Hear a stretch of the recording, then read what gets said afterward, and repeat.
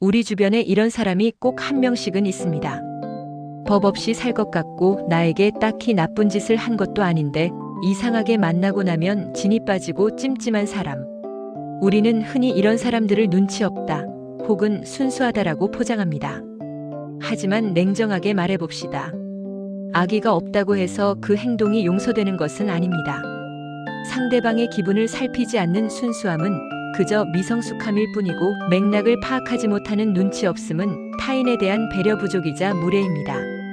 이들은 당신의 에너지를 갉아먹는 에너지 뱀파이어입니다. 나쁜 사람은 아닌데라는 말로 그들의 행동을 합리화하지 마십시오. 당신이 피곤하다면 그것은 이미 당신에게 해로운 관계입니다. 오늘은 악의 없이 당신의 인생을 갉아먹는 눈치 없는 사람들의 3가지 유형과 그들을 단호하게 끊어내는 대처법을 이야기합니다. 첫 번째 유형은 나는 그거 못해, 나는 안 해봤어 유형입니다. 이들은 안 해본 게 너무 많고 못하는 게 대부분이라서 주위 사람들이 마치 시녀처럼 모든 걸 도와줘야 합니다.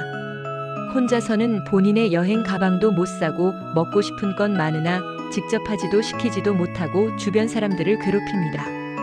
정말 심각한 점은 본인의 문제점을 파악하지 못하고 알려고도 배우려고도 하지 않는다는 점입니다.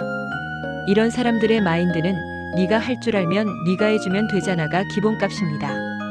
처음 한두 번이야 그러려니 하겠지만 그 횟수가 늘어난다면 가족이라도 이런 사람은 힘들어져 피하게 되는 것이 당연한 수순입니다. 사람은 착하니까라며 도와주다 보면 어느새 그 사람 주변에서 무수리가 되어 있는 나를 발견하게 됩니다. 이 사람들은 착한 것이 아니라 지독하게 게으른 이기주의자들입니다. 정상적인 사람이라면 한두 번 부탁하게 되면 미안해서 스스로 알려고 노력을 합니다. 두 번째, 가장 위험한 유형인 선 넘는 조언자입니다. 이들의 입버릇은 정해져 있습니다. 다 너 잘 되라고 하는 말이야.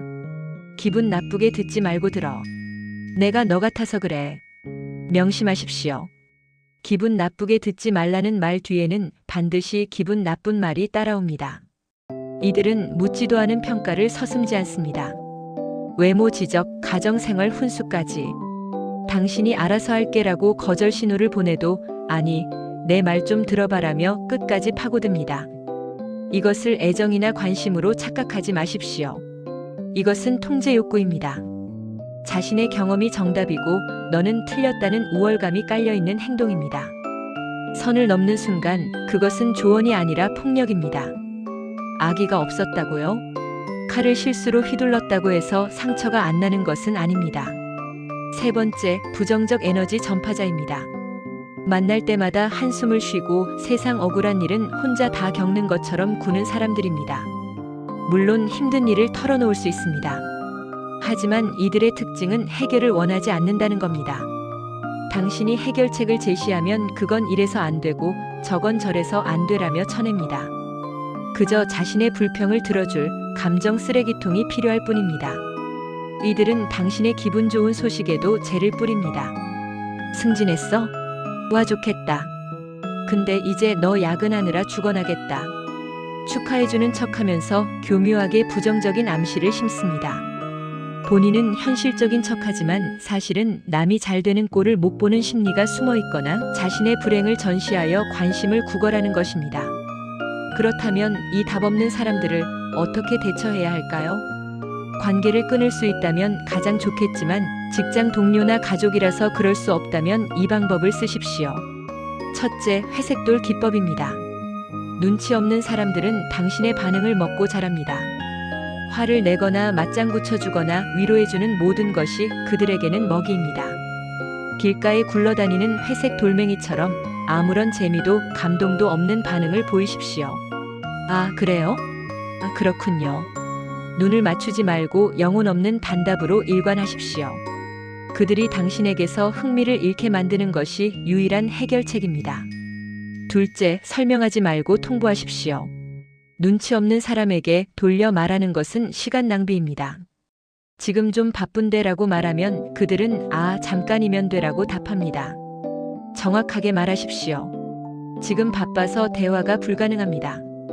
그 주제는 이야기하고 싶지 않습니다. 나도 그건 못합니다. 당신이 직접 하세요. 무례해 보일까 걱정하지 마십시오. 무례한 건 그들입니다. 단호함은 무례가 아니라 자기 방어입니다. 나쁜 사람이 아니라고 해서 나를 힘들게 할 권리가 있는 것은 아닙니다. 눈치가 없다는 것은 면죄부가 될 수 없습니다. 여러분의 시간과 감정, 그리고 친절은 아주 비싼 자원입니다. 그 귀한 것을 밑빠진 독에 붓지 마십시오. 받을 자격이 있는 사람, 주고받음이 되는 사람에게만 그 친절을 베푸십시오. 불편한 사람에게 불편한 기색을 보이는 것은 죄가 아닙니다. 눈치 없는 사람에게 휘둘리지 않고 나의 평온함을 지키는 것, 그것이 진정한 어른의 관계 맺기입니다. 여러분의 인간관계가 담백하고 건강해지기를 바랍니다. 구독과 좋아요는 오늘도 사랑입니다. 지금까지 웬디의 서재였습니다. 감사합니다.